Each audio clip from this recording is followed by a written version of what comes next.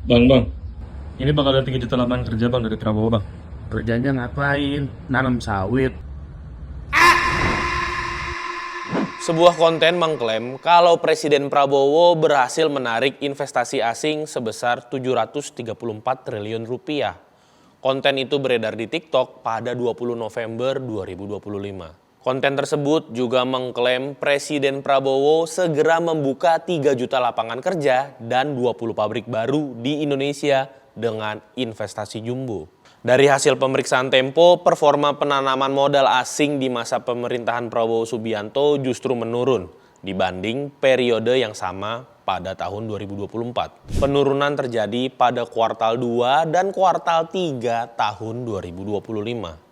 Menurut peneliti makroekonomi Lembaga Penyelidikan Ekonomi dan Masyarakat Universitas Indonesia, Teguh Rifki, jika dihitung dari kuartal 4 tahun 2024 hingga kuartal 3 2025, realisasi Foreign Direct Investment atau FDI sekitar 890 triliun rupiah. Sedangkan jika dihitung dari kuartal 1 2025 hingga kuartal 3 2025, realisasi FDI sebesar 644 triliun rupiah. Namun, Rifki menekankan performa FDI tidak dilihat dari nominal, melainkan pertumbuhan dari tahun sebelumnya pada periode yang sama atau year on year.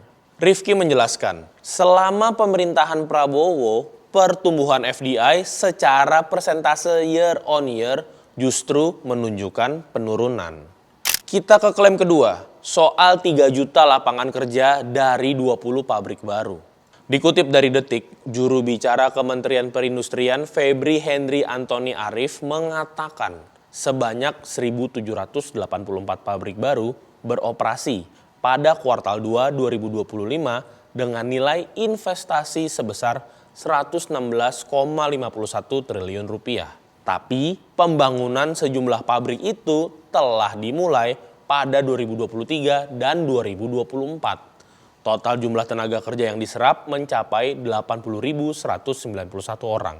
Dikutip dari Badan Pusat Statistik, tingkat pengangguran terbuka atau TPT pada Agustus 2025 sebesar 4,85% atau setara dengan 7,46 juta orang. Jumlah ini naik dibandingkan angka TPT Februari 2025 sebesar 4,76% atau setara 7,28 juta orang.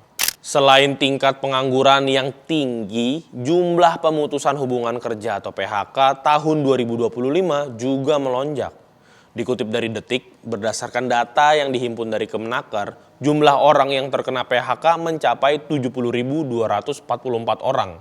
Jumlah tersebut merupakan pegawai yang terklasifikasi sebagai peserta program jaminan kehilangan pekerjaan BPJS Ketenagakerjaan. Menurut Teguh Rifki, dengan situasi ekonomi nasional tersebut sulit bagi pemerintah untuk membuka lapangan kerja hingga 3 juta orang. Jadi, klaim ada jumlah investasi asing mencapai 734 triliun rupiah dan pembukaan lapangan kerja 3 juta orang dari 20 pabrik baru adalah menyesatkan. Saya Billy, jangan lupa saring sebelum sharing ya guys ya.